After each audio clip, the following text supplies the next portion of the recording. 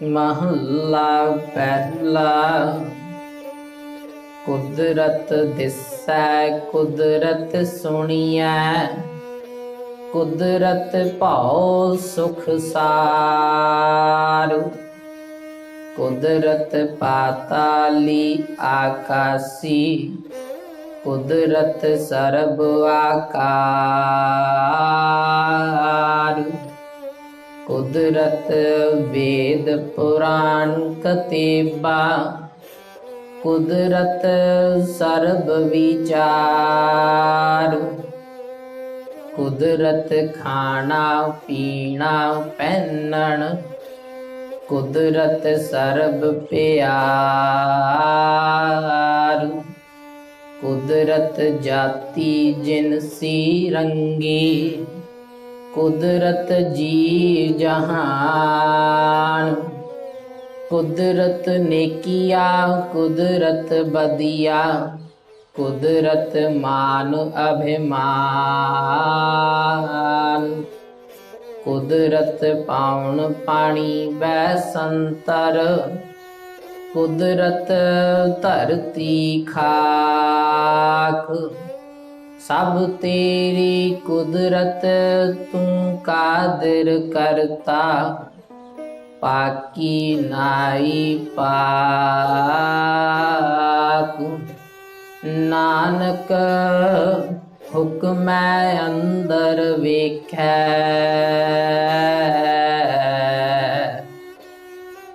वरतै ताको ताक।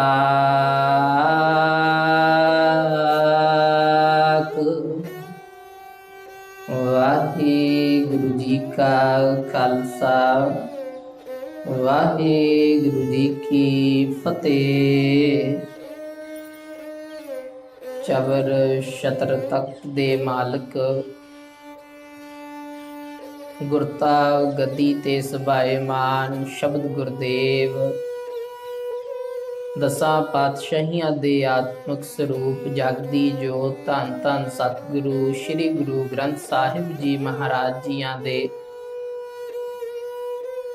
पावन पवित्र हजूरी दे अंदर गोद दे अंदर विराजमान।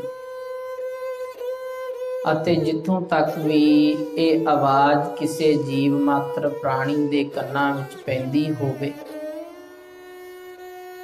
ਜਿਹੜਾ ਗੁਰੂ ਘਰ ਦੇ ਨਾਲ ਗੁਰੂ ਦੀ ਸ਼ਬਦ ਵਿਚਾਰ ਦੇ ਨਾਲ ਸੁਰਤ ਕਰਕੇ ਜੁੜਿਆ ਹੈ, ਮੁਬਾਰਕ ਹੈ। ਪਾਤਸ਼ਾਹ ਜੀ ਦੀ ਗੁਰਬਾਣੀ ਦੇ ਅੰਦਰ ਇਹ ਜਿਹੜਾ ਖਜ਼ਾਨਾ ਸਾਨੂੰ ਬਖਸ਼ਿਆ ਹੈ, सब तो वड्डी वडियाई कहंदे गुरुदेव जी उस गुरसिख दी आ जो गुरु दे उपदेश नूं पढ़दा सुणदा है। जिवें एक बच्चा एक विद्यार्थी जिहड़ा है वो उदों तक भला नहीं मन्निया जावेगा जदों तक वो किसी चंगे स्कूल दे विचों विद्या प्राप्त करता, भाव के पढ़न वाले बच्चे नूं वधिया मन्निया जांदा। ਤੇ ਜੇ ਹੁਣ ਅਸੀਂ ਨਾਮ ਜਿਵੇਂ ਆਪਾਂ ਵਿਦਿਆਰਥੀ, ਹੁਣ ਬੱਚੇ ਨੂੰ ਜਿਵੇਂ ਆਪਾਂ ਕਹਿ ਦਈਏ ਵਿਦਿਆਰਥੀ ਆ, ਭਾਵ ਵਿਦਿਆਰਥੀ ਆ, ਵਿਦਿਆ ਲੈਣ ਵਾਲਾ ਹੈ, ਵਿਦਿਆ ਨੂੰ ਚਲਾਉਣ ਵਾਲਾ ਹੈ, ਭਾਵ ਵਿਦਿਆ ਨੂੰ ਅੱਗੇ ਦੇਵੇਗਾ ਜਾ ਕੇ ਵਿਦਿਆ ਲੈ ਕੇ। ਗੁਰਦੇਵ ਜੀ ਨੇ ਸਾਡਾ ਨਾਮ ਰੱਖਿਆ ਸੀ, ਕਹਿੰਦੇ ਭਾਈ ਅਸੀਂ ਗੁਰੂ ਦੇ ਸਿੱਖ ਹਾਂ। ਹੁਣ ਆਪਣੇ ਨਾਮ ਦੇ ਬਾਬਤ ਅਸੀਂ ਕਾਰਜ ਵੀ ਕਰੀਏ ਤੇ ਤਾਂ ਪੂਰੇ ਨਾਮ ਦੇ ਹੋਵਾਂਗੇ, ਤਾਂ ਅਸੀਂ ਆਪਣੇ ਨਾਮ ਦੇ ਅਨੁਸਾਰੀ ਹਾਂ। ਜਿਵੇਂ ਸੰਸਾਰ ਤੇ ਗੁਰੂ ਪਿਆਰਿਓ ਕਹਿ ਦਈਏ ਨਾ, ਇਸ ਤਰ੍ਹਾਂ ਆਖ ਦਿੱਤਾ ਜਾਂਦਾ ਕਿ ਗੱਲ ਕੋਈ ਵੀ ਨਹੀਂ ਮੰਨਦਾ ਤੇ ਨਾਮ ਆਗਿਆਕਾਰ ਰੱਖਿਆ ਹੈ। ਗੁਰੂ ਘਰ ਕਦੇ ਕਦੇ ਜਾਂਦਾ ਤੇ ਨਾਂ ਰੱਖਿਆ ਗੁਰਪ੍ਰੀਤ, ਵੀ ਗੁਰੂ ਦੇ ਨਾਲ ਬੜੀ ਪ੍ਰੀਤ ਹੈ। ਵੇਖਣ ਨੂੰ ਉਹਨੂੰ ਚਿੱਤ ਨਹੀਂ ਕਰਦਾ ਤੇ ਨਾਮ ਰੱਖਿਆ ਦਰਸ਼ਨ ਸਿੰਘ। ਇਹ ਸੰਸਾਰ ਦੀਆਂ ਗੱਲਾਂ ਨੇ।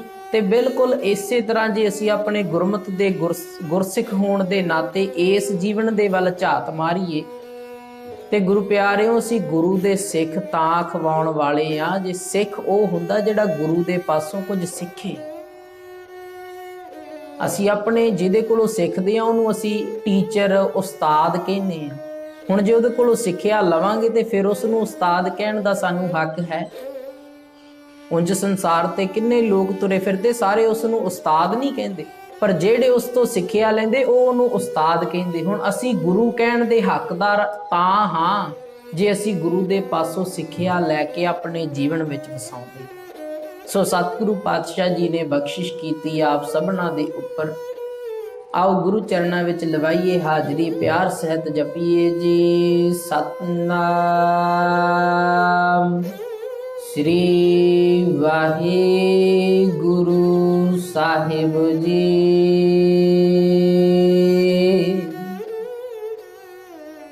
गुरु प्यारेओ, मंगला चरण के रूप विच आपां भाई गुरदास जी की पौड़ी पहली वार दी जिहड़ी वो सरवण कीती है।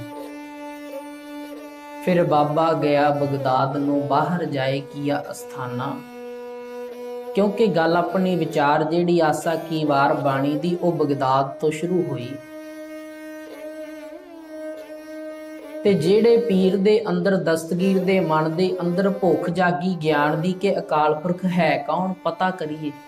सारियां दे अंदर भुख है, पर साडे जीवन दे कारजां विच वो भुख जिहड़ी वो दबी रह जांदी। जिवें एक बच्चे नूं हुण भुख लगी होवे ते जिहड़ी उसदी मां है वो कई तरह दे आहर करदी है कि अजे इस नूं दुध जिहड़ा वो ना देना पवे, इनू किसे खेड दे विच ला लईए ते मैं अपना कारज कर लवां। वो कई तरह दे उहदे अगे खिडौणे रखे जांदे या कई तरह दे उहदे लई आहर कीते जांदे, भाई ये ना ही जिद करे। ते साडे नाल भी बिल्कुल इसे तरह होया। जेड़ी माया है ना जी संसार दे उपर, ये माया दे पैदा कीते हुए सारे संसार दे झमेले, सारे संसार दे पदार्थ।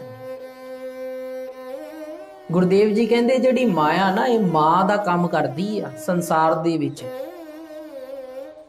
क्योंकि बचन आउंदा ना बाणी दे अंदर, माया ममता मोहनी जिन विण दंता जग खाया। माया नूं सरपणी आखिया। सरपणी क्यों आखिया? सरपणी इस करके आखिया क्योंकि संसार जिहड़ा ये माया दे रूप विच अकाल पुरख दा पैदा कीता होया, भाव माया दे जरिए पैदा होया संसार सारा। हुण जिहड़ी सरपणी है जी संसार दे अंदर, ये संसार दी उदाहरण है कि जिहड़ी संसार दे विच सरपणी हुंदी, नागिन हुंदी आ, वो अपने बच्चियां नूं, आंडियां नूं शरीर दे विचों बाहर कढ के ते जदों अंडियां दे विचों बच्चे निकलदे ने ते उन्हां नूं खाना शुरू कर दिंदी है। अनेकां बच्चे हुंदे ने, इहदे अद्धे नालों वध नूं इह खा जांदी है जमदियां नूं। जेड़े किते इधर उधर निकल के बच जाण ओही संसार दे विच वड्डे हुंदे। जे ये इस तरह ना करे तो संसार दे विच सानू जीवां नूं, मनुक्खां नूं पैर रखण वास्ते थां नहीं मिल सकदी, केवल सप ही सप होणगे संसार दे उपर। इस करके ये भी कारज कुदरत ने बनाया वा कि जिहड़ी सरपणी है वो अपने बच्चियां नूं खा लैंदी है। गुरुदेव जी कहंदे इसे प्रकार जिहड़ी माया ना, जिस तो ये सारा संसार पैदा होया, भाव पैदा ते संसार जिहड़ा अकाल पुरख तो होया, जरिया जिहड़ा वो माया है, जिथों भाव तरीका बनिया संसार पैदा होण दा। उसने माया पसारी ते सारा संसार पैदा होया। ये जिहड़ी माया हुण विण दंता अपने बच्चियां नूं खा रही, ते जिहड़ी साडे अंदर अकाल पुरख नूं मिलण दी भुख है, वो इस माया दी ममता दे करके दबी रह जांदी आ। असीं खिडौणिਆਂ दे विच लग जांदे। ਜਿਹੜੇ पीर फकीर ने थोड़िया उन्होंने सोझी प्राप्त हुई है, ज्ञान प्राप्त होया गुरु दे नाल मिलन दा, वो पूरे गुरु की भाल करते रहते हैं। हुण ये भाल पीर दस्तगीर की संपूर्ण होई। उन्हें धन श्री गुरु नानक देव जी पासों जिवें ज्ञान लै रहा, जिवें आपां ज्ञान लै रहे हैं रोज़ दी रोज़, उवें गुरुदेव पिता जी पीर दस्तगीर नूं ज्ञान दे रहे ने। लगभग 5 पौड़ियां दे अंदर अकाल पुरख दे स्वरूप बारे गुरु पातशाह जी ने विचार की ते सृष्टि की आरंभता बारे। फिर 6वीं पौड़ी दे अंदर विचार आउंदी है कि बिन सतगुर किनै ना पायो, बिन सतगुर किनै ना पाए। वो आपां अगे ਲੜੀਵਾਰ ਵਿਚਾਰ ਚੱਲਦਿਆਂ ਦੇ ਵਿੱਚ ਅੱਗੇ ਜਾ ਕੇ ਇਸ ਵਿਚਾਰ ਦੇ ਨਾਲ ਸਾਂਝ ਪਾਵਾਂਗੇ। ਅੱਜ ਤੀਜੀ ਪੌੜੀ ਤੋਂ ਪਹਿਲਾਂ ਜਿਹੜੇ 2 ਸ਼ਲੋਕ ਨੇ ਉਹਨਾਂ ਦੇ ਵਿੱਚੋਂ ਇੱਕ ਸ਼ਲੋਕ ਦੀ ਆਪਾਂ ਵਿਚਾਰ ਸਾਂਝੀ ਕੀਤੀ ਸੀ, ਵਿਸਮਾਦ ਨਾਦ ਵਿਸਮਾਦ ਵੇਦ ਵਿਸਮਾਦ ਜੀਵ ਵਿਸਮਾਦ ਭੇਦ। ਇੱਕ ਅਚਰਜ ਜਿਹੜਾ ਕੌਤਕ ਬਣਿਆ ਸੀ, ਜਿਹਨੂੰ ਵਿਸਮਾਦ ਕਿਹਾ ਜਾਂਦਾ, ਇੱਕ ਅਵਸਥਾ ਬਣਦੀ ਹੈ ਹੈਰਾਨੀ ਦੀ, ਅਚਰਜਤਾ ਦੀ, ਜਿੱਥੇ ਜੀਵ ਦੀ ਸਮਝ ਰੁਕ ਜਾਂਦੀ ਹੈ, ਉਸ ਤੋਂ ਅੱਗੇ ਸੋਚ ਨਹੀਂ ਜਾਂਦੀ। ਭਾਵ ਜਿੰਨਾ ਗਿਆਨ ਜੀਵ ਨੇ ਇਕੱਠਾ ਕਰ ਲਿਆ ਉਸ ਤੋਂ ਅੱਗੇ ਗਿਆਨ ਨਹੀਂ ਜਾਂਦਾ, ਕੇਵਲ ਹੈਰਾਨੀ ਜਾਂਦੀ ਹੈ। ਰੂਹ ਜਿਹੜੀ ਹੈ, ਸਾਡਾ ਅੰਤਰ ਆਤਮਾ ਜਿਹੜਾ, ਉਹ ਇੱਕ ਰਸ ਦੇ ਨਾਲ ਭਰ ਜਾਂਦਾ ਕਿ ਅਕਾਲ ਪੁਰਖ ਨੇ ਸਾਡੀ ਸੋਚ ਤੋਂ ਕਿੱਡੀ ਵੱਡੀ ਸ੍ਰਿਸ਼ਟੀ ਪੈਦਾ ਕਰ ਦਿੱਤੀ ਹੈ। ਉਸ ਅਵਸਥਾ ਨੂੰ ਗੁਰਦੇਵ ਜੀ ਕਹਿੰਦੇ ਵਿਸਮਾਦ। ਤੇ ਅੱਜ ਪਾਤਸ਼ਾਹ ਜੀ ਨੇ ਸਮਝਾਉਣ ਵਾਸਤੇ ਸਾਨੂੰ ਸ਼ਬਦ ਇੱਥੇ ਪਦ ਵਰਤਿਆ ਹੈ ਕੁਦਰਤ। ਕੁਦਰਤ ਦਾ ਭਾਵ ਹੈ ਜੀ ਕਲਾ। ਦੋਵੇਂ ਸ਼ਲੋਕ ਧੰਨ ਸ਼੍ਰੀ ਗੁਰੂ ਨਾਨਕ ਦੇਵ ਪਾਤਸ਼ਾਹ ਜੀ ਦੇ ਨੇ। ਅੱਜ ਪਾਤਸ਼ਾਹ ਜੀ ਬਚਨ ਕਰਦੇ, ਕੁਦਰਤ ਦਿਸੈ ਕੁਦਰਤ ਸੁਣੀਐ ਕੁਦਰਤ ਭਾਉ ਸੁਖ ਸਾਰ। ਸੰਸਾਰ ਦੇ ਅੰਦਰ ਸਾਨੂੰ ਜੀਵਾਂ ਨੂੰ ਵੇਖੋ ਅਕਾਲ ਪੁਰਖ ਨੇ ਵੇਖਣ ਦੀ ਸ਼ਕਤੀ ਦਿੱਤੀ ਹੈ। ਸੰਸਾਰ ਦੇ ਉੱਤੇ ਵੀ ਕਲਾਕਾਰ ਨੇ ਲੋਕ ਜਿਹੜੇ ਕਿਸੇ ਪ੍ਰਕਾਰ ਦੀਆਂ ਮੂਰਤੀਆਂ ਬਣਾਉਂਦੇ ਨੇ, ਕਿਸੇ ਪ੍ਰਕਾਰ ਦਾ ਚਿੱਤਰ ਬਣਾਉਂਦੇ ਨੇ, ਕਿਸੇ ਪ੍ਰਕਾਰ ਦਾ ਅੱਜ ਦੇ ਸਮੇਂ ਵਿੱਚ ਮਾਡਰਨ ਤਰੀਕੇ ਦੇ ਨਾਲ ਜਿਹੜੇ ਉਹ ਮਾਡਲ ਤਿਆਰ ਕੀਤੇ ਜਾਂਦੇ, ਕਿਸੇ ਚੀਜ਼ ਦੇ, ਕਿਸੇ ਸੰਸਥਾ ਦੇ, ਕਿਸੇ ਬਿਲਡਿੰਗ ਦੇ, ਕਿਸੇ ਸਾਡੀ ਇਤਿਹਾਸਿਕ ਥਾਂ ਦੇ ਮਾਡਲ ਤਿਆਰ ਕੀਤੇ ਜਾਂਦੇ।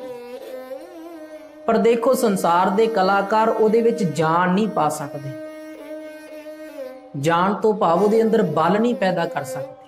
ਜੇ ਕਿਤੇ ਬਿਜਲੀ ਦੇ ਨਾਲ ਜਾਂ ਅੱਜ ਦੇ ਉਪਕਰਨਾਂ ਦੇ ਨਾਲ, ਕਿਤੇ ਸੈੱਲਾਂ ਦੇ ਨਾਲ ਉਹਨੂੰ ਚਲਾ ਵੀ ਲੈਣ ਤੇ ਇੱਕ ਕਾਰਜ ਜਿਹੜਾ ਬੁੱਧ ਹੈ ਨਾ ਜੀ, ਉਹ ਨਹੀਂ ਪਾ ਸਕਦੇ ਸੰਸਾਰ ਦੇ ਲੋਕ ਕਦੇ ਵੀ। ਗੁਰਦੇਵ ਜੀ ਕਹਿੰਦੇ ਵੇਖੋ ਕਿੰਨੀ ਬਰਕਤ ਵਰਤੀ ਹੈ, ਕਿੰਨੀ ਬਖਸ਼ਿਸ਼ ਹੋਈ ਸੰਸਾਰ ਤੇ, ਕਲਾ ਵਰਤੀ ਅਕਾਲ ਪੁਰਖ ਦੀ ਕਿ ਸਾਨੂੰ ਸਾਰਿਆਂ ਨੂੰ ਉਹਨੇ ਦੇਖਣ ਦੀ ਸ਼ਕਤੀ ਦਿੱਤੀ ਹੈ। ਫਿਰ ਇਹ ਨਿੱਕੀਆਂ ਨਿੱਕੀਆਂ ਅੱਖਾਂ ਸਾਡੀਆਂ 2 ਅੱਖਾਂ ਨੇ ਤੇ 2 ਅੱਖਾਂ ਦੇ ਨਾਲ ਅਸੀਂ ਕਿੰਨੇ ਕਿੰਨੇ ਪਹਾੜ, ਕਿੰਨੀਆਂ ਕਿੰਨੀਆਂ ਨਦੀਆਂ, ਸਮੁੰਦਰ, ਦਰਿਆ,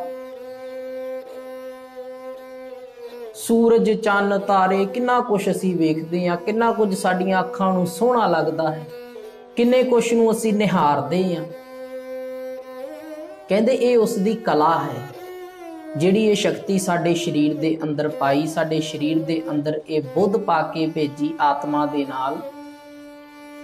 ਇਹਨੂੰ ਕਹਿੰਦੇ ਕੁਦਰਤ ਦਿਸੈ ਕਿ ਭਾਈ ਇਹ ਕਲਾ ਹੈ ਜਿਹਦੇ ਰਾਹੀਂ ਅਸੀਂ ਸਾਰਾ ਕੁਝ ਸੰਸਾਰ ਦੇ ਉੱਤੇ ਵੇਖ ਰਹੇ। ਫਿਰ ਜੋ ਵੇਖ ਰਹੇ ਆ ਉਹ ਵੀ ਅਕਾਲ ਪੁਰਖ ਦੀ ਕਲਾ ਹੈ। ਭਾਵ ਸਾਰਾ ਸਮਸਤ ਬ੍ਰਹਿਮੰਡ ਜਿਹੜਾ ਹੈ ਉਹ ਅਕਾਲ ਪੁਰਖ ਦੀ ਕਲਾ ਦੇ ਰੂਪ ਵਿੱਚ ਵਰਤ ਰਿਹਾ। ਪੀਰ ਨੇ ਪੁੱਛਿਆ ਨਾ ਕਿ ਅਕਾਲ ਪੁਰਖ ਕਰਦਾ ਕੀ ਹੈ, ਤੇ ਗੁਰਦੇਵ ਜੀ 5 ਪੌੜੀਆਂ ਤੱਕ ਉਹਦੇ 3 ਸਵਾਲਾਂ ਦਾ ਜਵਾਬ ਹੀ ਦੇ ਰਹੇ ਨੇ। ਵੱਖਰੇ ਵੱਖਰੇ ਤਰੀਕਿਆਂ ਦੇ ਨਾਲ ਉਹਦੇ ਵੱਖਰੇ ਵੱਖਰੇ ਕਾਰਜ ਜਿਹੜੇ ਸਾਡੇ ਸਾਹਮਣੇ ਰੱਖ ਰਹੇ ਨੇ। ਪਾਤਸ਼ਾਹ ਜੀ ਨੇ ਪਿਛਲੇ ਸ਼ਲੋਕ ਵਿੱਚ ਆਖਿਆ ਕਿ ਵਿਸਮਾਦ ਦੇ ਰੂਪ ਵਿੱਚ ਉਹਨੇ ਸਾਰਾ ਕੁਝ ਪੈਦਾ ਕੀਤਾ ਜਿਹੜਾ ਮਨੁੱਖ ਦੀ ਸੋਚ ਤੋਂ ਪਰੇ ਹੈ। ਅੱਜ ਗੁਰਦੇਵ ਜੀ ਕਹਿੰਦੇ ਉਹਦੀ ਇਤਨੀ ਕਲਾ ਵਰਤਰੀ ਸੰਸਾਰ ਦੇ ਅੰਦਰ। ਹੁਣ ਕਲਾ ਵਰਤਾਉਣ ਵਾਲਾ ਜਿਹੜਾ ਕਲਾਕਾਰ ਹੈ ਉਹ ਵੀ ਜਾਹਰਾ ਜਹੂਰ ਹਾਜ਼ਰਾ ਹਜੂਰ ਹੈ। ਕਰ ਆਸਣ ਡਿਠੋ ਚਾਓ ਹੈ, ਭਾਵ ਚਾਹ ਦੇ ਨਾਲ ਸੰਸਾਰ ਦੇ ਅੰਦਰ ਹੀ ਆਸਣ ਲਗਾ ਕੇ ਬੈਠਾ। ਕੁਦਰਤ ਸੁਣੀਐ ਕੁਦਰਤ ਭਾਉ ਸੁਖ ਸਾਰ। ਫਿਰ ਗੁਰਦੇਵ ਜੀ ਕਹਿੰਦੇ ਸਾਡੇ ਵੇਖੋ ਸੁਣਨ ਦੀ ਸ਼ਕਤੀ ਵੀ ਹੈ। ਅਸੀਂ ਕੁਝ ਵਸਤਾਂ ਨੂੰ, ਕੁਝ ਗੱਲਾਂ ਨੂੰ ਕਿੰਨੇ ਧਿਆਨ ਦੇ ਨਾਲ ਸੁਣ ਲੈਂਦੇ ਆ, ਜਿਹੜੀਆਂ ਸਾਨੂੰ ਸਾਰੀ ਜ਼ਿੰਦਗੀ ਨਹੀਂ ਵਿਸਰਦੀਆਂ, ਸਾਰੀ ਜ਼ਿੰਦਗੀ ਨਹੀਂ ਭੁੱਲਦੀਆਂ। ਕਦੇ ਅਸੀਂ ਧਿਆਨ ਲਗਾ ਕੇ ਬੈਠੀਏ, ਜੇ ਆਪਣੇ ਕੰਨਾਂ ਵੱਲ ਧਿਆਨ ਜਾਵੇ ਤੇ ਕਿੰਨੀ ਦੂਰ ਤੋਂ ਅਸੀਂ ਆਵਾਜ਼ ਸੁਣ ਲੈਂਦੇ। ਫਿਰ ਦੇਖੋ ਇਹ ਵੀ ਬਖਸ਼ਿਸ਼ ਹੈ ਕਿ ਸਾਨੂੰ ਕੱਲੀ ਸੁਣਨ ਦੇ ਨਾਲ ਹੀ ਆਵਾਜ਼ਾਂ ਦਾ ਪਤਾ ਲੱਗ ਜਾਂਦਾ ਹੈ। ਜਿਵੇਂ ਕਿਸੇ ਇੱਕ ਪੁਰਖ ਨੇ ਦੂਜੇ ਨੂੰ ਫੋਨ ਕੀਤਾ मोबाइल दे उपर गल कर रहे आ, पुरख नूं पुछदा भाई मैनू पहचाणिया, ते उहने झट आख दिता कि तू आ मेरी जानकारी दा बंदा बोल रहे आ, इनू फलाना सिंह बोल रहे आ, जो भी नाम उसका। उन्हें आखिया भाई किवें पछाण? कहंदा मैं जी तेरी आवाज़ दे नाल ही पछाण लिया, तेरी आवाज़ मेरे अंदर वसी आ, मैनू पता है मेरे दिमाग दे विच तेरी आवाज़ है कि ये आवाज़ इस बंदे दी। किन्नियां आवाज़ां संसार दे अंदर, साडे कंन वेखो कदे बहुता समा इस तरह नहीं हुंदा कि साडे कंन जिहड़े वो भुलेखा खा जाण। हमेशा असीं पछाण लैंदे आ कि भाई आ जिहड़ी आ कुत्ते दी आवाज़ है, आ जिहड़ी बिल्ली दी आवाज़ है, आ शेर दी आवाज़ है, ये किसी कीड़े की आवाज़ है, ये किसी पंछी की आवाज़ है, किसी जल वाले जिहड़ा प्राणी है जीव है उहदी आवाज़ है, ते आ किसी मनुख की आवाज़। इस इन्हां गल्लां दे विच असीं कदे भुलेखा नहीं खांदे। कहंदे वेखो किन्नी कला वरत, कदे इस चीज़ वाल इस वस्त वाल असीं ध्यान मारीए अपने अंतरात्मे दे विच कि सानू किन्ना कुछ बख्शिया उस अकाल पुरख ने। एक कुदरत, एक कला है उस अकाल पुरख की। फिर गुरुदेव जी कहते जिहड़ा भाव है ये सुखां दा सार है। सार कहंदे ने श्रेष्ठ, सार कहंदे ने वो कारण जिहड़ा केवल इक्को ही कारण बनदा होवे, भाव सुख सार। संसार दे कहंदे जिहड़े सुखां दा सार भाव सुखां दा सब तो वड्डा कारण है वो साडा भाव है। हुण बड़ी इत्थे हैरानी पैदा हुंदी मन दे अंदर कि संसार दे लोग तां कहंदे ने कि भाई जिहड़ा डर है अंदर दा वो मनुख नूं कदे भी संसार ते कोई कारज नहीं करन दिंदा, कदे भी वो संसार दे। हुण हार दा डर जिहड़ा वो मनुख नूं किसी खेड नूं खेडण नहीं दिंदा कि मैं हार ना जावां किते। कोई कारज करन लगा जिहड़ा डिगण दा डर है ये दौड़न नहीं दिंदा कि मैं किते डिग ना जावां, ये दौड़न नहीं दिंदा।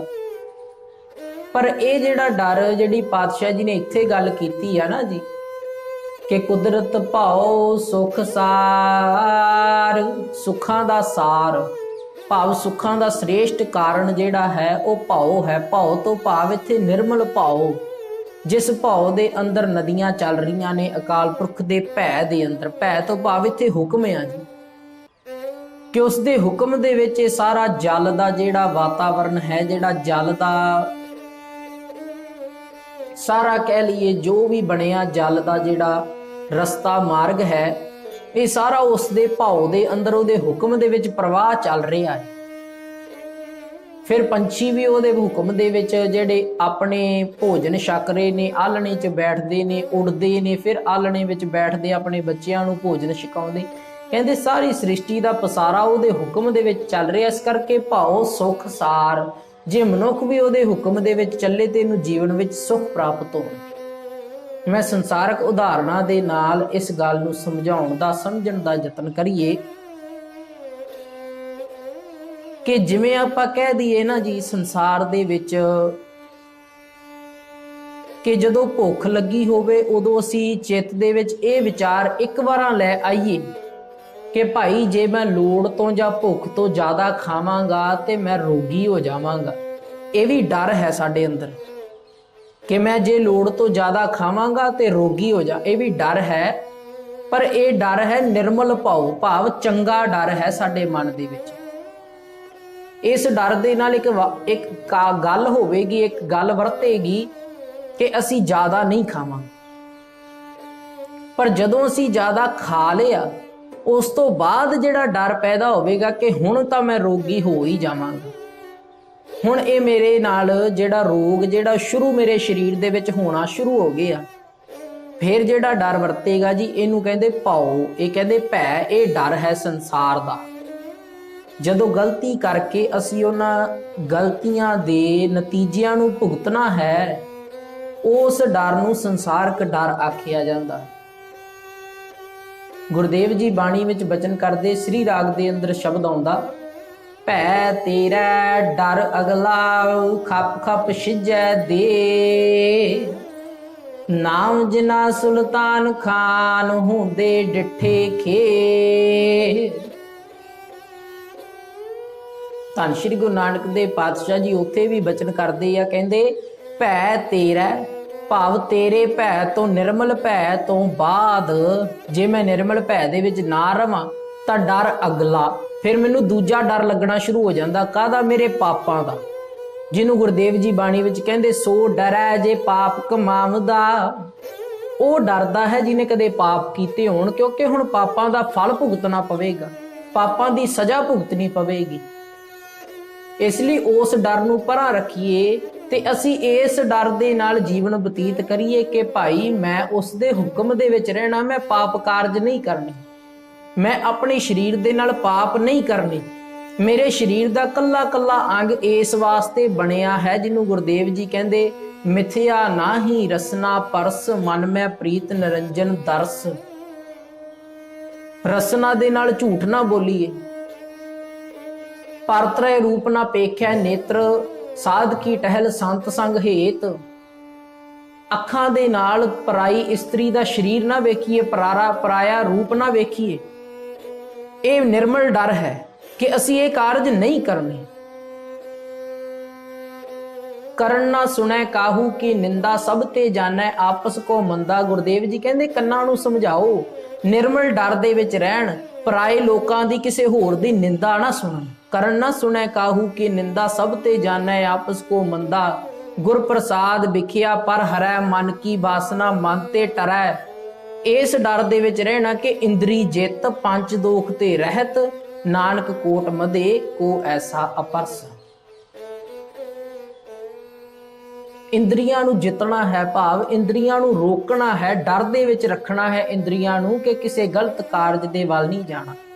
ਹੱਥਾਂ ਨੂੰ ਡਰ ਦੇ ਵਿੱਚ ਰੱਖਣਾ ਕਿ ਕਿਸੇ ਹੋਰ ਗਲਤ ਕਾਰਜ ਦੇ ਵਿੱਚ ਨਹੀਂ ਜਾਣਾ। ਇਸੇ ਕਰਕੇ ਸਾਨੂੰ ਕੜਾ ਪਹਿਨਾਇਆ ਕਲਗੀਧਰ ਪਾਤਸ਼ਾਹ ਜੀ ਨੇ ਕਿ ਭਾਈ ਜਦੋਂ ਕਿਸੇ ਗਲਤ ਕਾਰਜ ਵੱਲ ਤੇਰਾ ਸੱਜਾ ਹੱਥ ਜਾਣ ਲੱਗੇ ਤੇ ਕੜੇ ਵੱਲ ਧਿਆਨ ਮਾਰੀ। ਇਹ ਕੜਾ ਕਲਗੀਧਰ ਪਾਤਸ਼ਾਹ ਜੀ ਦਾ ਹੱਥ ਆ ਕਿ ਤੇਰਾ ਹੱਥ ਕਲਗੀਧਰ ਪਾਤਸ਼ਾਹ ਦੇ ਹੱਥ ਦੇ ਵਿੱਚ ਆ, ਕਿਸੇ ਗਲਤ ਕਾਰਜ ਵੱਲ ਨਾ ਜਾਈ।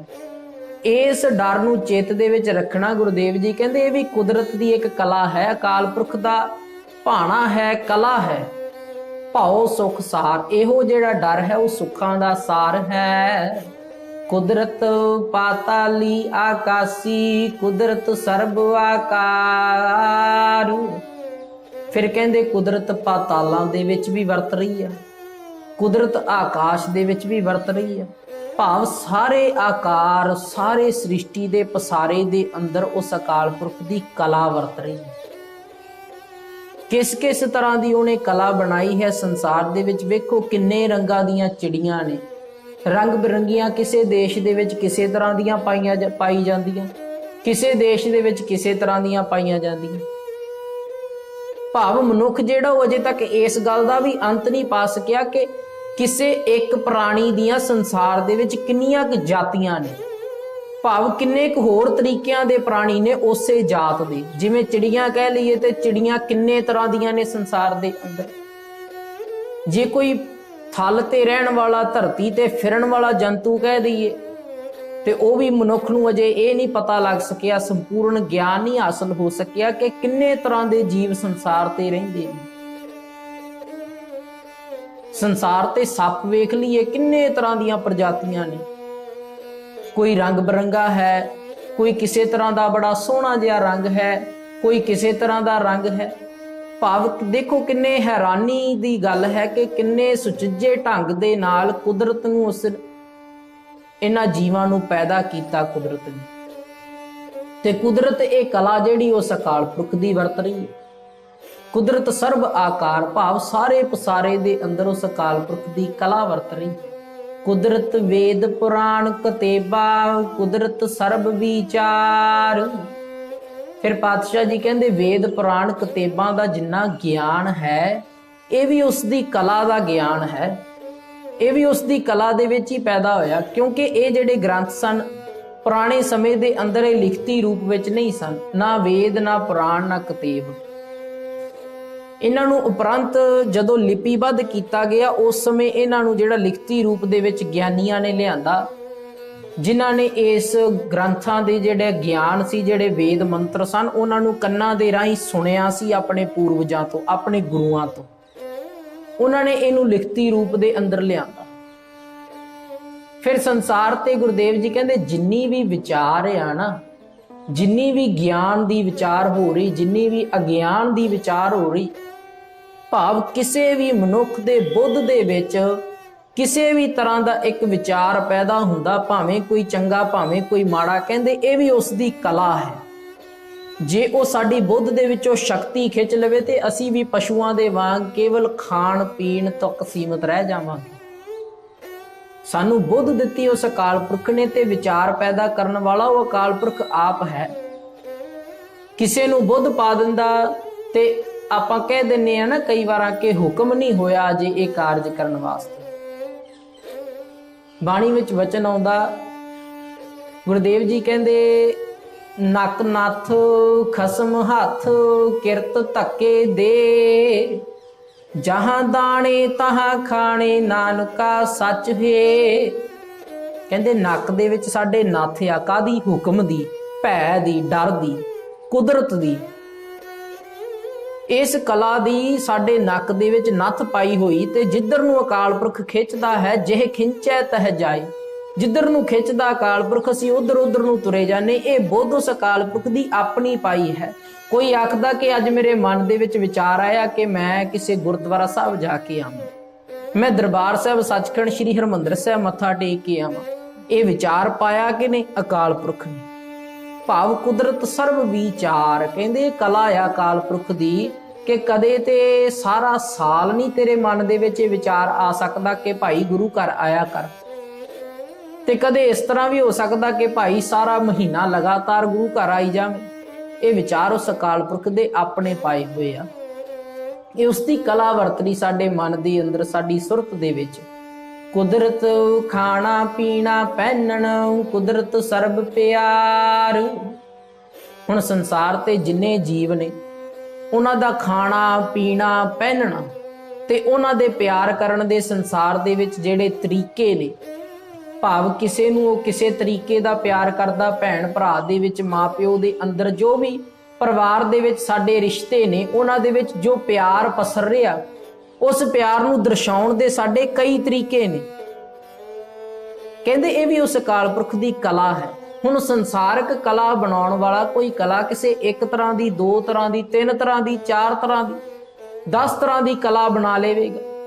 जिन्हों आपां कहने आ ना डंडौत बंधन अनिक बार सर्ब कला समरथ। सर्ब कला समरथ है अकाल पुरख। इहो बख्शिश अज पातशाह जी ने साडे उपर कीती, सानू समझाउंदे आ कि भाई ओदी कला वल वेखो। तुहाडे मन दे विच शुकराना आवेगा कि वेखो संसार ते किन्नी कुदरत, किन्नी कला। ये एक तरीका है माया दे बंधना विचों निकलण दा। जदों असीं वड्डे दी वडियाई वेखांगे ना कि भाई अकाल पुरख ने इन्ना कुछ पैदा किया, मैं अपने दिमाग नूं थोड़ा, अपने मन नूं इन्हां माया दे बंधना दे विचों बाहर कड्ढां।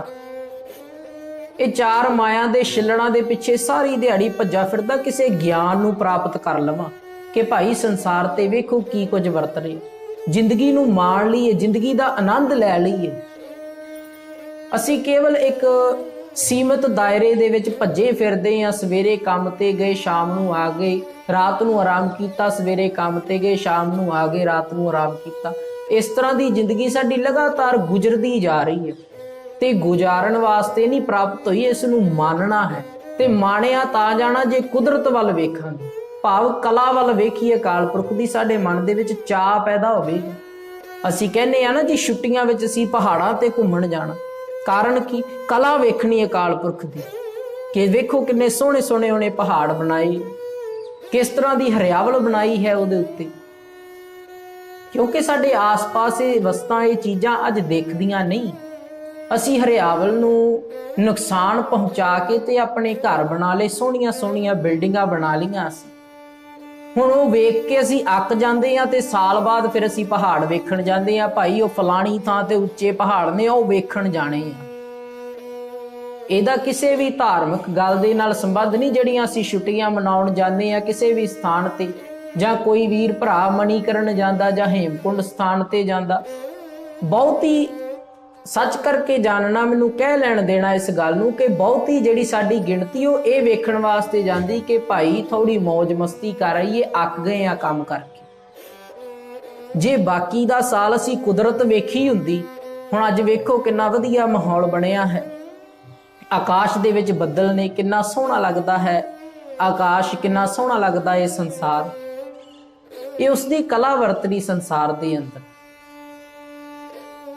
खैर पातशाह जी कहते संसार ते वेखो खाण दे, पीण दे, पहनण दे ते संसार ते लोकां दे एक दूजे नूं रिश्तेदारियां दे अंदर प्यार जताउण दे तरीके वेखो किन्ने वखरे वखरे आ।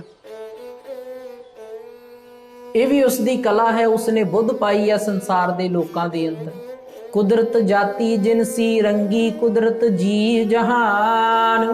फिर रंगी रंगी तरह दे भाव भांति भांति दे लोग बनाए, जिन्हों गुरुदेव जी कहते रंगी रंगी भांति कर कर जिनसी माया जिन्ने उपाई। कहते वेखो संसार दे विच किन्ने रंगां दे लोक बनाए, किन्ने तरह दे जीव बनाए ने। कुदरत जाति जिनसी रंगी, किन्नियां जातां दे लोक बनाए। जात ये नहीं जड़ियां आपां बनाईयां ने, जात तो भाव है जिवें एक मनुखा जात है साडी जून, एक जूनी नूं कहा जांदा कि यह जात है। हुण मनुखा जून है साडी, इहनूं कहा जांदा ये मनुख जाति दा परसन है, ये मनुख जाति दा जिहड़ा पुरख है संसार दे विच। फिर किन्नियां जातां ने संसार दे विच, पशुआं दीयां किन्नियां जातियां ने, पंछियां दीयां किन्नियां जातां ने, जल विच रहण वाले जंतुआं दीयां किन्नियां जातां ने। कुदरत जाति जिनसी रंगी, कुदरत जी जहान, इन्हां सारे जीवां तो मिला के जिहड़ा जहान बनाया, ये भी ओदी कला है अकाल पुरख दी। कुदरत ने किया कुदरत बदिया, कुदरत माने अभिमान।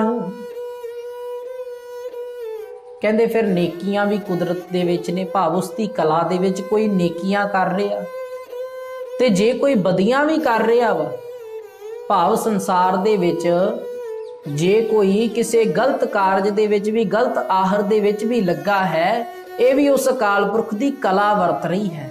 पर इत्थे मन दे विच दुविधा ना पैदा होवे बचन सुन के कि असी बाहर जाके कोई इस तरह दे बद चलनियां करते रहिए तो फिर असी आखिए भाई ये तो अकाल पुरख आप करा रहे आ। इस तरह दी नहीं विचार गुरमुखों। गल यह है कि ओदी कला ये वरत गई कि साडे विच उहने बुद्ध पा दित्ती। हुण जिहड़ी बुद्ध है, इस बुद्ध दे अनुसार असी कारज कर रहे हां। ਇਹਦੇ ਪਿੱਛੇ ਕਲਾ ਜਿਹੜੀ ਉਹ ਅਕਾਲ ਪੁਰਖ ਦੀ ਕਾਰਜ ਕਰ ਰਹੀ। ਕਹਿਣ ਤੋਂ ਭਾਵ ਕਿ ਜਿਹੜੀ ਸਰੀਰ ਦੇ ਵਿੱਚ ਜੋਤ ਪਸਰ ਰਹੀ ਹੈ, ਉਹ ਜੋਤ ਜਿਹੜੀ ਕਾਰਜ ਕਰ ਰਹੀ ਆ ਉਹ ਅਕਾਲ ਪੁਰਖ ਦੀ ਜੋਤ ਹੈ। ਪਰ ਜਿਹੜਾ ਵਿੱਚ ਮਨ ਆ ਜਾਂਦਾ ਨਾ, ਇਹ ਮਨ ਜਿਹੜਾ ਹੈ ਇਹ ਸਾਨੂੰ ਜਾਂ ਤੇ ਸੁਲਤਾਨ ਵੀ ਬਣਾ ਸਕਦਾ ਤੇ ਜਾਂ ਭਿਖਾਰੀ ਵੀ ਬਣਾ ਸਕਦਾ। ਭਾਵ ਨੇਕੀਆਂ ਵੀ ਕਰਵਾ ਸਕਦਾ ਤੇ ਬਦੀਆਂ ਵੀ ਕਰਵਾ ਸਕਦਾ ਹੈ। ਕਹਿੰਦੇ ਉਸ ਦੀ ਕਲਾ ਦੇ ਕਰਕੇ ਹੀ ਲੋਕ ਜਿਹੜੇ ਸੰਸਾਰ ਦੇ ਵਿੱਚ ਨੇਕੀਆਂ ਦੇ ਵਿੱਚ ਲੱਗੇ ਨੇ। ਤੇ ਇਹ ਵੀ ਉਹਦੀ ਕਲਾ ਹੈ ਕਿ ਉਹਨੇ ਲੋਕਾਂ ਦੇ ਮਨ ਦੇ ਵਿੱਚ ਬੁੱਧ ਹੀ ਐਸੀ ਪਾ ਦਿੱਤੀ ਕਿ ਉਹ ਬਦੀਆਂ ਦੇ ਕਾਰਜ ਦੇ ਵਿੱਚ ਲੱਗੇ। ਕਿਸੇ ਨੂੰ ਮਾਣ ਹੋ ਗਿਆ, ਕਿਸੇ ਨੂੰ ਅਭਿਮਾਨ ਹੋ ਗਿਆ, ਕਿਸੇ ਨੂੰ ਹੰਕਾਰ ਹੋ ਗਿਆ ਆਪਣੇ ਗਿਆਨ ਦਾ, ਆਪਣੇ ਬਲ ਦਾ, ਆਪਣੀ ਪ੍ਰਭੁਤਾ ਦਾ। ਇਹ ਵੀ ਉਸ ਦੀ ਕਲਾ ਵਰਤ ਗਈ ਉਸ ਦੇ ਅੰਦਰ ਕਿ ਹੁਣ ਉਸ ਜੀਵ ਨੇ, ਜਿਹਨੂੰ ਕਹਿੰਦੇ ਨਹੀਂ तपो राज ते राजो नरक, भाव तप करके राज प्राप्त होया ते राजे नूं हो गया हंकार ते हुण कहंदे नरक प्राप्त होवेगा। इस करके जिनू जिनू उस अकाल पुरख ने आप खुआर करना है, बाणी विच बचन आउंदा कहंदे जिस नूं आप खुआए करता खुस लए चंगियाई, ओहदी चंगियाइयां खो लैंदा फिर वो बदियां करनियां शुरू कर दिंदा है। हुण औरंगजेब दा समां अंत जिहड़ा नज़दीक आ गया, उहने बदियां करनियां शुरू कर दित्तियां। फिर मर्द अगमड़ा प्रगटिया, वाह प्रगटियो मर्द अगमड़ा वरियाम अकेला, वाह वाह गोबिंद सिंह आपे गुरजिंद। फिर उस कलगीधर पातशाह ने जफरनामा लिख के भेजिया, जिन्हों पढ़ के औरंगजेब की मौत हो गई, क्योंकि वह ध्यान दवा दिता उहदे कारजां दे वल। ते ये भी सारा कुछ गुरुदेव जी कहते कुदरत दे विच वरस रहा, जो कुछ भी संसार दे विच वरत रहा है। कुदरत पावन पानी बै संतर, कुदरत धरती खाक। फिर पावन जिहड़ी हवा चल रही है भी कुदरत का एक हिस्सा है, भाव कला है उस अकाल पुरख दी कि देखो किन्नी हवा संसार दे विच चल रही, किते तेज चलदी, किते हौली चलदी, किते ठंडी चलदी, किते गर्म चलदी। ते जे एक पल दे लई भी, एक निमख मात्र समय दे लई भी किते रुक जावे ते संसार दे विच बहुत घट जीव होणगे जिहड़े जिउंदे बच जाणगे। एक पल दे लई, एक निमख मात्र समय दे लई भी जे रुक जावे ना ते संसार दे विच लगभग विग्यानी जिहड़े इस गल दा प्रयोग करन वाले वो कहिंदे ने, कहंदे अद्धी सृष्टि जिहड़ी वो खत्म हो जाएगी एक निमख मात्र समय लई जे हवा रुक जावे। फिर पानी कहंदे ओदी कला दा हिस्सा है कि पानी वेखो संसार दे विच जदों जदों ते अपने रस्ते दे अंदर अंदर चल रहा उदों तक ते किन्ना वधिया लोकां नूं संसार दे जीवां नूं सुख दिंदा है। किन्ने जानवर आके नदियां ते पानी पींदे ने, किन्नियां नदियां तो पिंडां दे पिंडां दा जिहड़ा काम चलदा है, साडी खेती दा काम चलदा, साडे घरां दे अंदर पानी वरतिया जांदा।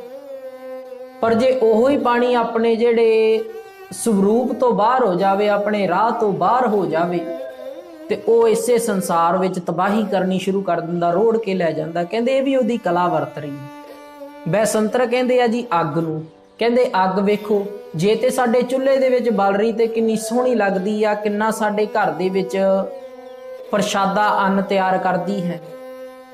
साडे घर दे विच शगन समझिया जांदा जिस घर दे विच चुल्हा बलदा होवे, चंगा समझिया जांदा है। जिस घर विच चुल्हा ना बलदा होवे उहनूं कहा जांदा घर चंगा नहीं, भाव इत्थे लोक वसदे नहीं, उजाड़ा है जां गरीबी है। ते ओही अग जिस दिन वध जावे ते साडे घरां दे घर, पिंडां दे पिंड, शहरां दे शहर साड़ के रख दिंदी। कहंदे ये भी कुदरत अकाल पुरख दी, कुदरत धरती खाक, फिर खाक तो पैदा होया बंदा ते उसे खाक दे विच रल जांदा। ये सारी धरती जिहड़ी खाक मिट्टी है ये भी ओहदे कुदरत है, भाव ओहदी कला है। सब तेरी कुदरत तू कादिर करता, पाकी नाई पाक, नानक हुक्म अंदर वरतै, वेखै वरतै ताको ताक। गुरुदेव जी कहंदे सब तेरी कुदरत तू कादिर, कादिर कहंदे कुदरत कला वरताउण वाला कलाकार, तू कादिर करता, करता कहंदे जी करन वाला, पाकी नाई पाक कहंदे ये बिल्कुल पाक है, कुदरत तेरी पवित्र है, इहदे विच अपवित्रता नहीं। जिवें संसार दे विच जिवें अकाल पुरख दे विच अपवित्रता नहीं, वाहिगुरू उवें संसार दे अंदर भी अपवित्रता नहीं। इस नूं जे असीं अपवित्र बना रहे हां ते साडे मन दीयां बद चलणियां दे कारण अपवित्र हो रिहा संसार। भाव उस अकाल पुरख दा जिन्ना हुक्म वरत रहा उस हुक्म दे विच सारी सृष्टि जिहड़ी वो पवित्र है। पवित्र तो भाव गुरुदेव जी कहंदे भाई मंदिर दे विच जाने आ, गुरु घर जाने, मस्जिद दे विच जांदे हो ते आपां उस स्थान नूं बड़ा पवित्र मानदे आ क्योंकि उत्थे रब वसदा, उत्थे अकाल पुरख वसदा। ते गुरुदेव जी तां कहंदे घट घट मैं हर जू बसे, कहंदे पोहप मद ज्यों बास बस्त है, मुकर माही जैसे शाई, तैसे ही हर बसै निरंतर घट ही खोजो भाई। कहंदे जिवें फुल्लां दे विच खुशबू वसदी है, जिवें संसार दे अंदर जिवें शीशे दे विच कहंदे छाया साडा परछावां है, कहंदे बिल्कुल इसे तरह अकाल पुरख सारी सृष्टि दे विच वस रहा। इस करके सारी सृष्टि पवित्र स्थान है, सारी सृष्टि उस हरि दा मंदिर है, हर मंदिर है। सारी सृष्टि दे विच उस अकाल पुरख नूं पूजन दा स्थान है, इसलिए कुदरत जिहड़ी वो बहुत पवित्र आ। सब तेरी कुदरत तू कादर करता, पाकी नाई पाक, नानक हुक्मै अंदर वेखै वरतै ताको ताक। कहंदे हुक्म दे विच सारा संसार वरतदा विख रिहा ते ओ अकाल पुरख ताक ला के, नीज ला के, भाव एक निमख मात्र समय ਲਈ भी ਉਹਦੀ ओले ਉਹਦੇ ਅੱਖਾਂ ਤੋਂ ओले नहीं ਹੁੰਦਾ संसार। चित्तै अंदर सब को वेख नदरी हेठ चलाएदा, कहंदे नदर दे विच आ सारा संसार। सृष्टि दा कोई भी कोना उस अकाल पुरख दी निगाह तो, नज़र तो, ਉਹਦੀ रहमत तो बाहर नहीं है। जर्रे जर्रे विच ਉਹ बैठ के सारा संसार दे जिन्ने भी कारज ने ਉਹ ਵੇਖ ਰਿਹਾ ਤੇ ਕਦੇ ਵੀ ਉਹ ਭੁੱਲਦਾ नहीं। भुलन अंदर सब को अभुल गुरु करतार, ਗੁਰੂ ਤੇ ਕਰਤਾਰ ਸਰੂਪ ਜਿਹੜਾ, ਸ਼ਕਤੀ ਸਰੂਪ ਤੇ ਸ਼ਬਦ ਸਰੂਪ, ਪ੍ਰਕਾਸ਼ ਸਰੂਪ ਤੇ ਸ਼ਬਦ ਸਰੂਪ ਜਿਹੜਾ ਅਕਾਲ ਪੁਰਖ ਹੈ, ਉਹ ਕਦੇ ਭੁੱਲ ਦੇ ਵਿੱਚ ਨਹੀਂ ਆਉਂਦਾ, ਭਾਵ ਉਹ ਭੁੱਲਦਾ ਨਹੀਂ। ਇਸ ਕਰਕੇ ਉਸ ਅਕਾਲ ਪੁਰਖ ਨੇ ਇਸ ਸਾਰੀ ਸ੍ਰਿਸ਼ਟੀ ਨੂੰ ਪੈਦਾ ਕਰਕੇ ਜੋ ਕੁਦਰਤੀ ਪਸਾਰਾ ਕਲਾ ਦਾ ਰੂਪ ਵਰਤਾਇਆ ਹੈ, ਇਸ ਕਲਾ ਦੇ ਰੂਪ ਨੂੰ ਉਹ ਅਕਾਲ ਪੁਰਖ ਆਪ ਬੈਠ ਕੇ ਵੇਖ ਰਹੇ। ਸਤਿਗੁਰੂ ਪਾਤਸ਼ਾਹ ਜੀ ਨੇ ਅੱਜ ਸਾਡੇ ਉੱਪਰ ਆ ਬਖਸ਼ਿਸ਼ ਕੀਤੀ ਹੈ ਕਿ ਕੁਦਰਤ ਦੇ ਇਸ ਵਰਤਾਰੇ ਨੂੰ ਆਪਾਂ ਸਮਝ ਸਕੀਏ। ਤੇ ਵਿਚਾਰ ਇਹ ਹੈ ਜੀ, ਸਾਡਾ ਜਿਹੜਾ ਜੀਵਨ ਹੈ ਨਾ, ਉਹ ਕੁਦਰਤ ਤੋਂ ਬਹੁਤ ਜ਼ਿਆਦਾ ਅਵੇਸਲਾ ਹੋ ਚੁੱਕਿਆ ਹੈ। ਕਾਰਨ ਕੀ ਹੈ? ਜਿਵੇਂ ਆਪ ਜੀ ਦੇ ਨਾਲ ਵਿਚਾਰ ਆਰੰਭਤਾ ਤੇ ਸਾਂਝੀ ਕੀਤੀ ਆ ਕਿ ਜਿਵੇਂ ਇੱਕ ਮਾਂ ਖਿਡੌਣੇ ਦੇ ਕੇ ਬੱਚੇ ਨੂੰ ਭੁੱਖ ਤੋਂ ਹਟਾ ਦਿੰਦੀ ਹੈ, ਕਿ ਉਸ ਨੂੰ ਭੁੱਖ ਵਿਸਰ ਜਾਂਦੀ ਆ, ਬੱਚੇ ਨੂੰ ਉਹ ਖਿਡੌਣਿਆਂ ਦੇ ਵਿੱਚ ਲੱਗ ਜਾਂਦਾ। ਬਿਲਕੁਲ ਇਸੇ ਤਰ੍ਹਾਂ ਸਾਡੇ ਜਿਹੜੇ ਮਾਇਆਵੀ ਪਦਾਰਥ ਨੇ ਜਾਂ ਸਾਡੇ ਕੋਲ, ਇਹਨਾਂ ਨੂੰ ਭੋਗਣਾ ਸੀ, ਇਹਨਾਂ ਨੂੰ ਛਕਣਾ ਸੀ, ਇਹਨਾਂ ਨੂੰ ਵਰਤਣਾ ਸੀ ਜੀਵਨ ਦੇ ਚੰਗੇ ਨਿਰਵਾਹ ਵਾਸਤੇ। ਇਹਨਾਂ ਦੇ ਵਿੱਚ ਖਚਿਤ ਨਹੀਂ ਹੋਣਾ ਸੀ, ਭਾਵ ਆਪਣੀ ਭੁੱਖ ਨੂੰ ਨਹੀਂ ਭੁੱਲਣਾ ਸੀ। ਤੇ ਅਸੀਂ ਆਪਣੀ ਭੁੱਖ ਨੂੰ ਭੁੱਲ ਗਏ। ਭੁੱਖ ਤੇ ਇਹ ਸੀ ਕਿ ਕੁਦਰਤ ਦੇ ਨਾਲ ਜੁੜੇ ਰਹਿੰਦੇ। ਅੱਜ ਵੀ ਜਦੋਂ ਅਸੀਂ ਰਾਤ ਨੂੰ ਬੈਠ ਕੇ ਕਦੇ ਤਾਰਿਆਂ ਦੇ ਵੱਲ ਵੇਖੀਏ ਤੇ ਅੱਖਾਂ ਨੂੰ ਕਿੰਨੀ ਠੰਡਕ ਮਹਿਸੂਸ ਹੁੰਦੀ, ਕਿੰਨਾ ਅੰਦਰ ਚਾਅ ਖੇੜਾ ਮਹਿਸੂਸ ਹੁੰਦਾ ਹੈ, ਕਿੰਨੀ ਸ਼ਾਂਤੀ ਤ੍ਰਿਪਤੀ ਮਹਿਸੂਸ ਹੁੰਦੀ, ਕਿੰਨੇ ਕਲ ਕਲੇ ਸਾਡੇ ਦਿਮਾਗ ਦੇ ਵਿੱਚੋਂ ਨਿਕਲ ਜਾਂਦੇ ਨੇ। ਭਾਵ ਜੇ ਕੁਦਰਤ ਦੇ ਨਾਲ ਜੁੜੇ ਰਹੀਏ, ਪੁਰਾਣੇ ਸਮਿਆਂ ਦੇ ਲੋਕ ਇਸੇ ਕਰਕੇ ਸਰੀਰ ਕਰਕੇ ਵੀ ਤੇ ਮਨ ਕਰਕੇ ਵੀ ਤੰਦਰੁਸਤ ਰਹਿੰਦੇ ਸਨ। ਅੱਜ ਦੇ ਸਮਿਆਂ ਦੇ ਅੰਦਰ ਲੋਕਾਂ ਦੇ ਵਿੱਚ ਖਾਸ ਕਰਕੇ ਜਿਹੜੀ ਮਨੁੱਖਾ ਜਾਤੀ ਦੇ ਅੰਦਰ ਜੀ ਇਹ ਡਿਪਰੈਸ਼ਨ ਦੀ ਬਿਮਾਰੀ ਪੈਦਾ ਹੋਈ ਨਾ, ਇਸੇ ਕਰਕੇ ਕਿ ਅੱਜ ਅਸੀਂ ਆਪਣੇ ਜੀਵਨ ਦੇ ਕਾਰਜਾਂ ਦੇ ਵਿੱਚ ਇੰਨੇ ਕੁ ਗਤੀਸ਼ੀਲ ਹੋ ਗਏ ਆ ਕਿ ਸਾਨੂੰ ਜਿਉਣਾ ਭੁੱਲ ਗਿਆ। ਭਾਵ ਜਿਹੜੇ ਸੁੱਖਾਂ ਦੇ ਪਦਾਰਥ ਅਸੀਂ ਇਕੱਠੇ ਕਰ ਰਹੇ ਆ, ਉਹ ਸੁੱਖ ਤਾਂ ਜੀਵਨ ਦੇ ਵਿੱਚ ਕਦੇ ਮਾਣਿਆ ਹੀ ਨਹੀਂ। ਇਸ ਤਰ੍ਹਾਂ ਦੇ ਲੋਕ ਵੀ ਮੈਂ ਆਪ ਜੀ ਨੂੰ ਸੰਸਾਰ ਤੇ ਦਿਖਾ ਸਕਦਾ ਕਿ ਜਿਨ੍ਹਾਂ ਦੇ ਕੋਲ ਪ੍ਰਸ਼ਾਦਾ ਛਕਣ ਵਾਸਤੇ ਸਾਰਾ ਦਿਨ ਉਹਨਾਂ ਦੇ ਕੋਲ ਸਮਾਂ ਨਹੀਂ। ਕੰਮ ਕੀ ਕਰਦੇ? ਕਹਿੰਦੇ ਜੀ ਅਸੀਂ ਦੁਕਾਨ ਤੇ ਬੈਠਣਾ ਹੁੰਦਾ। ਤੇ ਜੇ ਪੁੱਛੀਏ ਭਾਈ ਦੁਕਾਨ ਤੇ ਬੈਠਦੇ ਕਿਉਂ ਜੇ? ਕਹਿੰਦੇ ਜੀ ਕਮਾਈ ਕਰਨ ਵਾਸਤੇ। ਕਮਾਈ ਕਾਦੇ ਵਾਸਤੇ ਕਰਦੇ ਜੀ? ਰੋਟੀ ਵਾਸਤੇ। ਰੋਟੀ ਖਾਣ ਦਾ ਸਮਾਂ ਸਾਡੇ ਕੋਲ ਨਹੀਂ। ਭਾਵ ਜੀਵਨ ਨੂੰ ਮਾਨਣਾ ਸੀ। ਹੁਣ ਜੀਵਨ ਦਾ ਖਿਆਲ ਰੱਖਣ ਵਾਸਤੇ, ਇੱਥੋਂ ਤੱਕ ਕਿ ਆਪਣੇ ਆਪੇ ਦਾ, ਆਪਣੇ ਸਰੀਰ ਦਾ ਖਿਆਲ ਰੱਖਣ ਵਾਸਤੇ ਸਾਡੇ ਕੋਲ ਸਮਾਂ ਨਹੀਂ। ਅਸੀਂ ਕਮਾਈ ਕਰਨ ਦੇ ਵਿੱਚ ਇੰਨਾ ਰੁੱਝ ਗਏ ਕਿ ਉਸ ਕਮਾਈ ਨੂੰ ਅਸੀਂ ਕਦੇ ਮਾਣਿਆ ਹੀ ਨਹੀਂ, ਅਸੀਂ ਕਦੇ ਵਰਤਿਆ ਹੀ। ਸਾਰਾ ਜੀਵਨ ਲਾ ਦਿੱਤਾ ਬਜ਼ੁਰਗ ਨੇ ਘਰ ਬਣਾਉਂਦਿਆਂ, ਜੀਵਨ ਸਾਰਾ ਲੱਗ ਗਿਆ। ਪਾਈ ਪਾਈ ਰੁਪਈਆ ਰੁਪਈਆ ਇਕੱਠਾ ਕਰਕੇ ਘਰ ਬਣਾਇਆ। ਜਿਸ ਦਿਨ ਅਗਲੇ ਦਿਨ ਘਰ ਦੇ ਵਿੱਚ ਜਾਣਾ ਸੀ, ਅੱਜ ਕਿਰਾਏ ਦੇ ਮਕਾਨ ਦੇ ਵਿੱਚ ਹੀ ਮੌਤ ਹੋ ਗਈ। ਹੁਣ ਬੱਚਿਆਂ ਨੇ ਕੀ ਆਖਿਆ ਜੀ? ਬਾਪੂ ਨੂੰ ਨਵੇਂ ਮਕਾਨ ਵਿੱਚ ਨਹੀਂ ਲੈ ਕੇ ਜਾਣਾ, ਇਹਨੂੰ ਇੱਥੋਂ ਹੀ ਸੰਸਕਾਰ ਕਰਾਓ। ਨਵੇਂ ਮਕਾਨ ਦੇ ਅੰਦਰ ਬਦਸ਼ਗਨੀ ਥੋੜਾ ਕਰਨੀ ਹੈ। ਸਾਰਾ ਜੀਵਨ ਲੱਗ ਗਿਆ ਮਕਾਨ ਬਣਾਉਂਦੇ ਆ ਬਜ਼ੁਰਗ ਦਾ। ਭਾਵ ਜੇ ਉਸੇ ਮਾਇਆ ਨੂੰ, ਉਸੇ ਪੈਸੇ ਨੂੰ ਆਪ ਖਰਚ ਕੇ ਆਪ ਆਪਣੇ ਜੀਵਨ ਦੇ ਅੰਦਰ ਮਾਣਿਆ ਹੁੰਦਾ, ਭਾਈ ਮੈਂ ਵੇਖੋ ਮੈਂ ਕਮਾਈ ਕੀਤੀ, ਇਸ ਨੂੰ ਮੈਂ ਮਾਣਿਆ ਜੀਵਨ ਦੇ ਅੰਦਰ। ਹੁਣ ਸਾਰਾ ਜੀਵਨ ਤੇ ਲੱਗ ਗਿਆ ਤੇ ਖਰਚਿਆ ਕੀ, ਖਾਧਾ ਕੀ? ਕੁਛ ਵੀ ਨਹੀਂ ਜੀਵਨ ਦੇ ਅੰਦਰ। ਸਾਰੀ ਜ਼ਿੰਦਗੀ ਦੁੱਖ ਢਾਏ। ਕਹਿੰਦੇ ਜੇ ਤਾਂ ਆਪਣੇ ਬੱਚਿਆਂ ਵਾਸਤੇ ਆਪਾਂ ਕਰਦੇ ਆ ਨਾ ਜੀ, ਪੁੱਤਰਾਂ ਵਾਸਤੇ, ਸਪੁੱਤਰਾਂ ਵਾਸਤੇ, ਕਹਿੰਦੇ ਜੇ ਤੇ ਹੈਗਾ ਕਪੁੱਤ, ਫਿਰ ਮਾਇਆ ਇਕੱਠੀ ਕਰਨ ਦੀ ਲੋੜ ਨਹੀਂ। ਕਿਉਂਕਿ ਜੇ ਤਾਂ ਕਪੁੱਤ ਹੈ, ਉਹਨੇ ਸਾਰੀ ਮਾਇਆ ਜਿਹੜੀ ਨਸ਼ਿਆਂ ਦੇ ਵਿੱਚ, ਵਕਾਰਾਂ ਦੇ ਵਿੱਚ ਲਗਾ ਦੇਣੀ, ਜੂਏ ਦੇ ਵਿੱਚ ਲਗਾ ਦੇਣੀ। ਮਾਇਆ ਬਾਪੂ ਦੀ ਇਕੱਠੀ ਕੀਤੀ ਸਫਲੀ ਨਹੀਂ। ਤੇ ਜੇ ਤੇ ਹੈ ਸਪੁੱਤਰ, ਤੇ ਮਾਇਆ ਇਕੱਠੀ ਕਰਨ ਦੀ ਲੋੜ ਹੀ ਕੋਈ ਨਹੀਂ। ਕਿਉਂਕਿ ਜੇ ਸਪੁੱਤਰ ਹੈ ਤੇ ਆਪਣੇ ਆਪ ਕਮਾ ਕੇ ਤੇ ਬਾਪੂ ਨੂੰ ਵੀ ਚੰਗਾ ਜਿਹੜਾ ਜੀਵਨ ਦੇਵੇ। ਇਸ ਕਰਕੇ ਅਸੀਂ ਮਾਇਆ ਇਕੱਠੀ ਕਾਹਦੇ ਵਾਸਤੇ ਕਰ ਰਹੇ? ਸਾਡੇ ਮਨ ਦੇ ਵਿੱਚ ਇਹ ਹੈ ਕਿ ਅਸੀਂ ਬੱਚਿਆਂ ਦਾ ਜੀਵਨ ਚੰਗਾ ਬਣਾ ਦਈਏ। ਜਦੋਂ ਬੱਚੇ ਵੱਡੇ ਹੁੰਦੇ, ਬੱਚੇ ਸੋਚਦੇ ਜੀ ਅਸੀਂ ਆਪਣੇ ਬੱਚਿਆਂ ਦਾ ਜੀਵਨ ਚੰਗਾ ਬਣਾ ਦਈਏ। ਅੱਗੇ ਅੱਗੇ ਚੱਲਦੇ ਜਾ ਰਹੇ, ਭਾਵ ਆਪਣਾ ਜੀਵਨ ਅਸੀਂ ਮਾਣਿਆ ਨਹੀਂ ਕਦੇ। ਕਹਿਣ ਤੋਂ ਭਾਵ ਇਹ ਨਹੀਂ ਕਿ ਇਹ ਸਾਡਾ ਫਰਜ਼ ਨਹੀਂ ਕਿ ਆਪਣੇ ਬੱਚਿਆਂ ਦਾ ਜੀਵਨ ਚੰਗਾ ਬਣਾਈਏ। ਇਹ ਸਾਡਾ ਫਰਜ਼ ਹੈ, ਪਰ ਚਿੰਤਾ ਕਿਸੇ ਗੱਲ ਦੀ ਨਾ ਕਰੀਏ। ਸਾਡੇ ਮਨ ਦੇ ਵਿੱਚ ਚਿੰਤਾ ਨਾ ਪੈਦਾ ਹੋਵੇ। ਜਦੋਂ ਅਸੀਂ ਇਹ ਸੋਚ ਲੈਨੇ ਨਾ ਕਿ ਅਸੀਂ ਆਪਣੇ ਬੱਚਿਆਂ ਨੂੰ ਭੋਜਨ ਛਕਾ ਰਹੇ ਹਾਂ, ਫਿਰ ਸਾਡੇ ਮਨ ਦੇ ਵਿੱਚ ਚਿੰਤਾ ਪੈਦਾ ਹੁੰਦੀ ਕਿ ਇਹਨੂੰ ਕਿੱਥੋਂ ਛਕਾਵਾਂਗੇ। ਗੁਰਦੇਵ ਜੀ ਕਹਿੰਦੇ ਸੋ ਕਰਤਾ ਚਿੰਤਾ ਕਰੇ ਜਿਨ ਉਪਾਇਆ ਜਗ। ਭਾਈ ਤੈਨੂੰ ਬੱਚੇ ਉਸ ਅਕਾਲ ਪੁਰਖ ਨੇ ਦਿੱਤੇ ਆ, ਤੇ ਭੋਜਨ ਵੀ ਬੱਚਿਆਂ ਨੂੰ ਅਕਾਲ ਪੁਰਖ ਦੇਵੇਗਾ। ਹੁਣ ਜਿਹੜੀਆਂ ਕੂੰਜਾਂ ਕਹਿੰਦੇ ਊਡੇ ਊਡ ਆਵੈ ਸੈ ਕੋਸਾਂ, ਜਿਹੜੀਆਂ ਸਾਈਬੇਰੀਆ ਤੋਂ ਉੱਡ ਕੇ ਹਿੰਦੁਸਤਾਨ ਭਾਰਤ ਦੇ ਵਿੱਚ ਆ ਜਾਂਦੀਆਂ ਨੇ, ਉਹਨਾਂ ਕੂੰਜਾਂ ਨੂੰ ਵੀ ਤੇ ਭੋਜਨ ਮਿਲ ਰਿਹਾ। ਪਿੱਛੇ ਕੌਣ ਭੋਜਨ ਦੇ ਰਿਹਾ? ਕੂੰਜਾਂ ਆਪਣੀ ਜਾਨ ਬਚਾਉਣ ਵਾਸਤੇ ਠੰਡ ਦੇ ਵਿੱਚ ਉਹਨਾਂ ਬੱਚਿਆਂ ਦਾ ਆਹਰ ਕਰਕੇ ਆਲਣਾ ਬਣਾ ਕੇ ਉਹਨਾਂ ਨੂੰ ਉਹਦੇ ਵਿੱਚ ਪਾ ਕੇ ਤੇ ਆਪ ਭਾਰਤ ਦੇ ਵਿੱਚ ਆ ਜਾਂਦੀਆਂ ਨੇ ਕਿ ਕਿਤੇ ਠੰਡ ਦੇ ਨਾਲ ਸਾਡੀ ਮੌਤ ਨਾ ਹੋ ਜਾਵੇ। ਹੁਣ ਉਹਨਾਂ ਬੱਚਿਆਂ ਨੂੰ ਵੀ ਉੱਥੇ ਭੋਜਨ ਮਿਲ ਰਿਹਾ। ਇਸ ਕਰਕੇ ਭਾਈ ਚਿੰਤਾ ਮਤ ਕਰੀਏ ਮਨ ਦੇ ਅੰਦਰ, ਆਨੰਦ ਮਾਣੀਏ, ਕੁਦਰਤ ਦੇ ਨਾਲ ਜੁੜੇ ਰਹੀਏ, ਗੁਰੂ ਦੇ ਬਚਨਾਂ ਨੂੰ ਮੰਨ ਕੇ ਤੇ ਇਸ ਸੰਸਾਰ ਨੂੰ ਮਾਨਣ ਦਾ। ਸੰਸਾਰ ਕਿੱਡਾ ਸੋਹਣਾ ਅਕਾਲ ਪੁਰਖ ਨੇ ਸਾਨੂੰ ਬਖਸ਼ਿਆ, ਇਸ ਦੇ ਵਿੱਚ ਆਨੰਦ ਲੈਣ ਦਾ ਯਤਨ ਕਰਿਆ ਕਰੀਏ। ਥੋੜਾ ਮਾਇਆ ਦੇ ਵੱਲੋਂ ਆਪਣੇ ਧਿਆਨ ਨੂੰ ਹਟਾਈਏ, ਥੋੜਾ ਆਪਣੇ ਝਮੇਲਿਆਂ ਨੂੰ ਥੋੜਾ ਸੰਕੋਚ ਕਰੀਏ ਆਪਣੇ ਜੀਵਨ ਨੂੰ ਵਿਅਰਥ ਗਵਾਉਣ ਵਾਸਤੇ। ਸਤਿਗੁਰੂ ਪਾਤਸ਼ਾਹ ਜੀ ਕਿਰਪਾ ਕਰਨ, ਸਭਨਾ ਦੇ ਜੀਵਨ ਦੇ ਅੰਦਰ ਇਹ ਬਰਕਤ ਵਰਤ ਜਾਵੇ। ਆਓ ਅਖੀਰ ਤੇ ਭੁੱਲਾਂ ਨਾ ਚਿਤਾਰਨੀਆਂ, ਅਨੇਕਾਂ ਭੁੱਲਾਂ ਹੋ ਜਾਂਦੀਆਂ ਨੇ। ਆਓ ਫਤਿਹ ਨਾਲ ਸਾਂਝ ਪਾਈਏ, ਆਖੋ ਵਾਹਿਗੁਰੂ ਜੀ ਕਾ ਖਾਲਸਾ